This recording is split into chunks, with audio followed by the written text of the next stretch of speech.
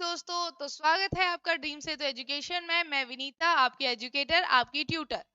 तो बच्चों, आज हम जो इसी सीरीज में चीजें कर रहे थे, हमने ईवीएस में काफी सारी चीजें कर ली हैं। हमने क्या क्या पढ़ा है बच्चों अभी तक का? जैसे हमने फूड एंड न्यूट्रिशन कर लिया, हमने प्लांट्स कर लिए, एनिमल्स के फैक्ट्स कर लिए बहुत सारे, और हमने अभी फैमिली एंड फ्रेंड्स कर लिया, वाटर हमने कंप्लीट कर लिया है। और इसके साथ साथ ही मैंने कुछ पीवाईक्यूज भी बनवाए हैं आपके, और मैंने इसके साथ ही एनसीईआरटी के कुछ क्वेश्चंस भी सॉल्व करवाए हैं। ठीक है बच्चों, उन सारी चीजों को भी फोकस करते हुए, उन सारी वीडियोस को देखते हुए, ठीक है, पढ़ते रहना है, आगे बढ़ते रहना है। और इसी सीरीज में आगे मैं लेके आई हूँ आपके लिए शेल्टर। ठीक है बच्चों, तो इसको जरूर देखें, वीडियोस को जरूर देखें, सुने, पढ़ें, समझें। और कोई भी दिक्कत आती है तो प्लीज कमेंट सेक्शन में आके हमें बताइए। और अगर आप पर्सनली हमसे पढ़ना चाहते हैं, यहाँ इंस्टीट्यूट में आगे बढ़ना चाहते हैं, तो प्लीज आइए और हमारे साथ हमारे इंस्टीट्यूट में लक्ष्मी नगर में जुड़िए। ठीक है बच्चों, तो आगे बढ़ते हैं शेल्टर की तरफ। शेल्टर मतलब आवास। ठीक है, आवास क्या होता है? जहाँ ऐसी जगह, हर एक जगह ऐसी होती है ना, जहाँ पे हम जाते हैं और हम रहते हैं। देखो, खाना पीना और पानी, उसके बाद तो भैया हमें जगह चाहिए अब रहने के लिए। कोई तो भी ऐसी प्लेस हो जहाँ पर हम जाते हैं और रहते हैं, फिर उसे हम अपना घर कहते हैं। और घर ही एकमात्र ऐसी जगह होती है जहाँ हम सबसे अच्छा फील करते हैं, सबसे सेफ फील करते हैं, प्रोटेक्टेड फील करते हैं। वो हमारा सिर्फ और सिर्फ घर ही होता है। तो बच्चों, इस शेल्टर के इसी सीरीज में आगे आवास में मैं आपको बता रही थी कि क्या-क्या चीज़ें होती हैं, कैसे कौन प्राणी कैसे रहते हैं। जैसे बहुत सारे होते हैं, अलग-अलग जगहों में निवास करते हैं जानवर। कोई जंगलों में रहते हैं, कोई घास में रहते हैं, कोई जानवर पानी के अंदर रहते हैं, कोई पेड़ों पे रहते हैं। ऐसे ही इंसान है, इंसान भी अलग-अलग तरीके के घरों को बनाता है। ऐसे ही अलग-अलग बर्ड्स हैं, बर्ड्स जैसे अलग-अलग किस्में रहती हैं, घोंसलों में रहती हैं। ठीक है? तो सबके अपने-अपने हिसाब से, अपने तरीके से, अपने रहने के स्टाइल से, और काफ़ी सारी चीज़ें इसकी डिपेंड करती हैं जो आपकी वो क्लाइमेट पे या जियोग्राफी पे डिपेंड करती है कि कहाँ की जो भौगोलिक संरचना है वो कैसी है, वहाँ का एरिया कैसा है, वहाँ का क्लाइमेट कैसा है। तो उसी के हिसाब से वहाँ के अलग-अलग तरीके के आवास बनाए जाते हैं, रहने की जगहें बनाई जाती हैं। तो इसी सीरीज में देख रहे हैं, यहाँ पे मैं दिखाया हुआ है हाउस ऐसा बनता है, हट है, झोपड़ी ऐसी होती है, टेंट ये ऐसे, कारवां, कई लोग होते हैं ना खाना बदोश। ठीक है, वो लोग चल देते हैं, कहीं पे भी जाके रहते हैं, कहीं पे भी सोते हैं, कहीं पे भी उठते हैं। तो कारवां एक आजकल नया तरीका हो गया। पहले के लोग तो खाना बदोश होते थे, वो जगह जगह जाके टेंट लगा के रहते थे, और टेंट लगा के फिर अपने साथ ही उसको टेंट को लेके जाते थे।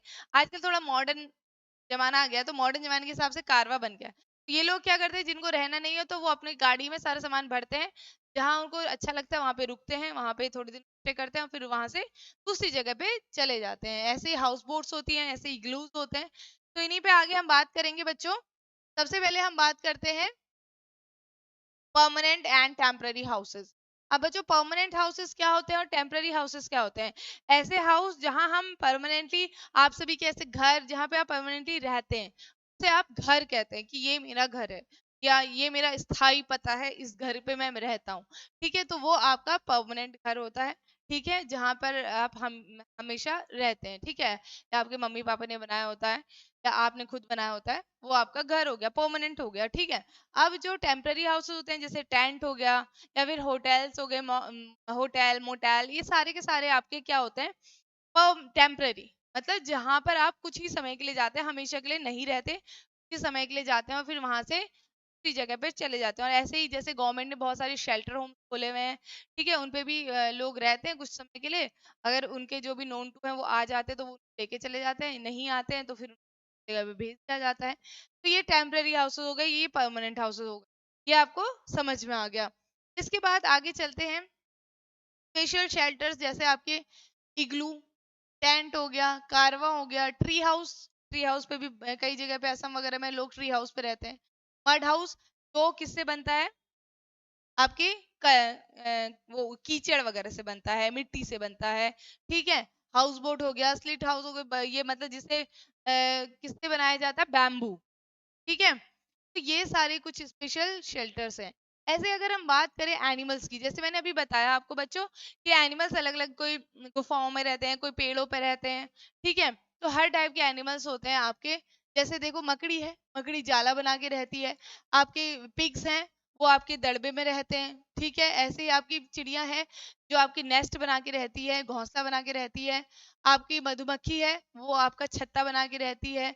मेंढक है, तालाब में रहता है, नदी में रहता है। कुत्ता आपका पप्पी हाउस होता है कुत्ते का, ठीक है? ये मछलियाँ हैं, एक्वेरियम में रहती हैं। ऐसे ही कहते हैं ये आपके रैबिट्स हैं, रैबिट को भी पालने के लिए अलग से जगह बनाई जाती है।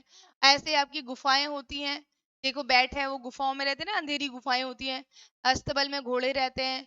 ऐसे ही चींटियाँ आपकी छोटी-छोटी क्या बना के रहती हैं, उसके अंदर ज़मीन के अंदर मिट्टी खोद-खोद के अंदर रहती हैं। ऐसे ही खोखले पेड़ों में रहते हैं। कुछ आपके स्क्वेरल्स वगैरह कोटर कहते हैं जिनको हम, ठीक है? आपकी भालू भी गुफाओं में रहता है। आपकी मुर्गियाँ जो दड़बे में रहती हैं, कुछ को हम पिंजड़े में भी रखते हैं, जो पालतू हमारी अगर कोई पालतू क्या होते हैं जैसे बर्ड्स वगैरह होते हैं। जैसे देखो एनिमल्स एंड देयर होम, जैसे बकरी है वो हिल पे भी रहती हैं और जिराफ है वो स्टेबल में रहते हैं और हिप्पोपोटेमस पानी की कैनल्स में रहते हैं। हॉर्सेस स्टेबल यानी कि अस्तबल वगैरह में रहते हैं। कैंगरूज जो होते हैं आपके वो होलो ट्री में रहते हैं, ठीक है? ऐसे लायन है वो डेन में रहते हैं यानी कि अपनी गुफाओं में रहा करते हैं। तो ऐसे ही अलग-अलग जानवर हैं, अलग-अलग जानवरों के रहने के तरीके हैं, ठीक है?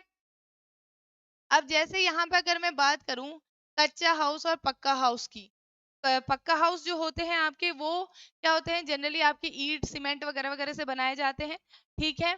और प्रॉपर तरीके से बनाए जाते हैं, एक अच्छे से उसपे पेंट वगैरह-वगैरह सारी चीज़ें करी जाती हैं। और लेकिन जो आपके कच्चे हाउस होते हैं, वो आपके किससे बनते हैं? जनरली मिट्टी से बने रहते हैं, ऊपर खपरैल वगैरह से बने रहते हैं, ठीक है? और आपके जो बाकी ये बैम्बू से बने हुए भी आपके कई जगह ऐसे होते हैं, इंडिया में भी बहुत सारी ऐसी जगहों पे जो कि बैम्बू से बने हुए घर होते हैं, ठीक है? यानी कि ये सब ये बैम्बू की लकड़ी से बने हुए घर हैं, ठीक है?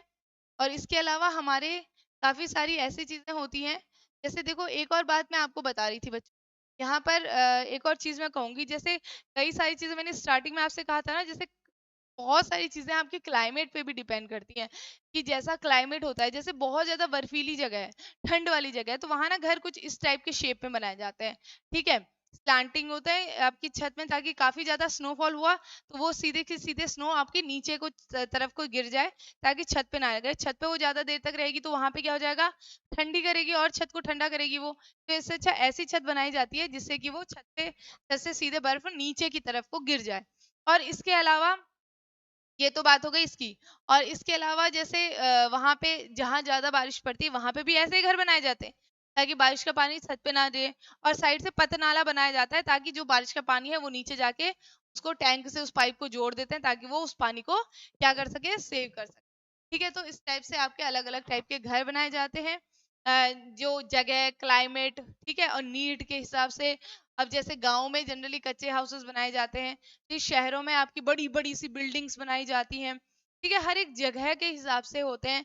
अब जैसे मैंने यहाँ पर आपको बताया था जैसे ये हाउस बोट्स होते हैं कश्मीर वगैरह में, केरला में आपको हाउस बोट देखने को मिलते हैं, जो कि पूरा का पूरा आपके पानी पे रहते हैं, ठीक है? पानी पे रहता है ये, और सारा कुछ सारी चीज़ें आपकी उसी के अंदर होती हैं। ऐसे इग्लूज़ होते हैं जो आपकी काफ़ी सारी ऐसी जगह होती है, ठंडी जगह, वहाँ पे ये लोग क्या करते हैं शिकार वगैरह करने के लिए अपने घर को क्या बनाते हैं, एक जगह पे बर्फ से ही बना लेते हैं, ताकि वो आसानी से वहाँ से फिर शिकार कर सकें। ठीक है? ऐसे टेंट अब बनते हैं। काफ़ी लोग इधर जो है जो खानाबदोश लोग होते हैं इधर से उधर जाते हैं, वो लोग क्या करते हैं टेंट को इस्तेमाल करते हैं अपने रहने के लिए। ठीक है? तो ये आपकी क्या थे? ऐसे-ऐसे घर थे। ठीक है? इसी सीरीज़ में आगे मैंने बिल्डिंग्स बताई थी जो बहुत सारी बिल्डिंग होती हैं, जैसे शहरों में आप जनरली देखोगे बहुत बड़ी-बड़ी बिल्डिंग्स होती हैं। उन बड़ी-बड़ी बिल्डिंग्स में लोग पर्टिकुलर एक-एक अपार्टमेंट या फ्लैट लेके रहते हैं। ठीक है? ऐसे ही जैसे पैलेस वगैरह भी रहने के लिए लोग इस्तेमाल करते थे, फोर्ट्स एंड पैलेसेस वगैरह, जिन पे लोग राजा, महाराजा ये सारे लोग रहा करते थे। अब तो ये सारे इनको कन्वर्ट कर दिया गया है, या तो संग्रहालय के तौर पे या अभी म्यूज़ियम की तरह आप देखने के लिए जाते हैं, जैसे लाल किला है दिल्ली में, देखने के लिए जाते हैं, ठीक है? तो ये सारे राजा महाराजा रहते थे, एकदम बिल्कुल बहुत मजबूती से बनाए जाते थे। तो ऐसे ही अलग-अलग घर हैं, कई पत्थरों से बनाए जाते हैं, सीमेंट से बनाए जाते हैं, मिट्टी से बनाए जाते हैं, हर टाइप के अलग-अलग घर लोग अपनी आवश्यकताओं के अनुसार बनाते हैं। जैसी जिसकी आवश्यकता होती है, जैसा वहाँ का ज्योग्राफिकल रीजन होता है, भौगोलिक संरचना होती है, उसी के अकॉर्डिंग अपनी नीड के अनुसार वो अपना घर बनाया करते हैं। तो बच्चों, ये थी कुछ सारी बातें आवास के बारे में, जनरल मैंने आपको जनरल टर्म में समझाया है।